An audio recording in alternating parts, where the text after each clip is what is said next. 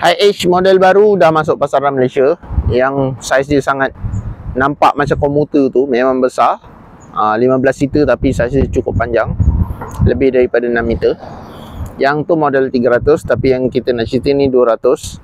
Untuk 200 dia ada high roof dan low roof untuk pasaran Malaysia, tapi bukan komuter. Dia Hi-H biasa.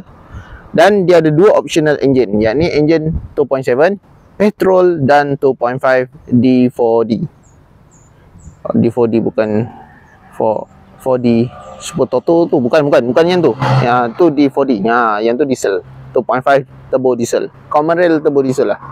Okey, so yang ni kita cerita untuk VVT 2.7, engine yang sama dekat Prado, yang sama dengan model Toyota bukan Harrier, Lexus RX 270. Enjin yang sama dipakai untuk sesetengah model kereta sedan. So yang ni adalah enjin 2.7 VVT petrol, horsepower pun agak besar, torque dia dalam 200 something. Okey lah juga untuk body yang cukup besar macam ni, cukup lah. Cuma untuk petrol, minyak sekarang masih murah, pada saya okey lah kalau untuk kereta family, ataupun kalau nak buat sewa boleh guna. So kalau diesel ni maintenance dia ada sedikit tinggi, kalau kerosakan untuk sewaan ni ada sikit tinggi lah kalau berlaku kerosakan. Untuk petrol cukup bagus, sebab maintenance engine dia pun tak mahal, barang dia pun tak mahal. So kita walk around dulu untuk Hi-H 2.7 petrol tahun 2009. So yang ni cash money, high roof, bumbung, boleh nampak macam ni. High roof ni seronoknya bila kita drive lah. Of course bila kita drive, kereta ni sangat bagus sebabnya ruang kepala dia besar, jadinya tak panas. Kalau perjalanan jauh, ruang bumbung dia besar macam ni, kurang panas. So kita buka dulu, center lock fully function, ada cermin lagi. Ini dia, nampak guys, aircon blower belakang ada. Ni high roof punya variant. Untuk saya ketinggian 170 something. Boleh diri tak kalau duduk dekat belakang?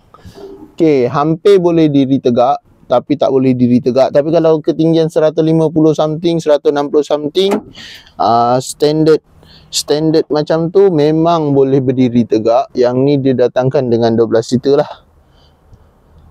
So dia datang 12 seater. Yang ni belakang ruang kaki semua cukup shock. Bonnet belakang boleh diakses daripada belakang. Center lampu ada. Ni blower, aircon semua ada. Ni bahagian kabin hadapan.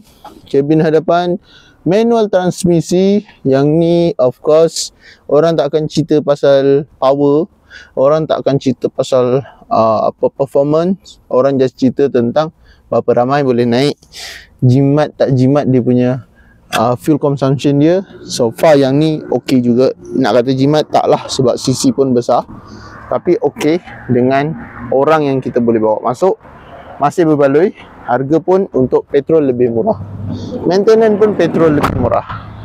Ada tingkap bahagian ni dia dah tukar, so dia dah boleh slide untuk tingkap dia. Dan ini antara model yang sebenarnya diorang bawa masuk memang untuk window van. Yang ni bukan conversion. Kalau yang model conversion biasa low roof punya conversion. So yang berminat nak dapatkan kereta ni untuk buat sewaan, van untuk buat sewaan ataupun bisnes ataupun madrasah ataupun apa-apa, boleh WhatsApp saya 0177145604. Yang ni van memang jarang ada. Saya percaya memang ramai yang tengah cari, sebab ketahanan brand Toyota ni sendirilah. Power dia pun okey, engine dia pun shock. Okey, sampai sini saja. Jangan lupa like, share dan komen. Nombor telefon saya pada bahagian description. Boleh WhatsApp saya sahaja. Assalamualaikum. Selamat Hari Raya.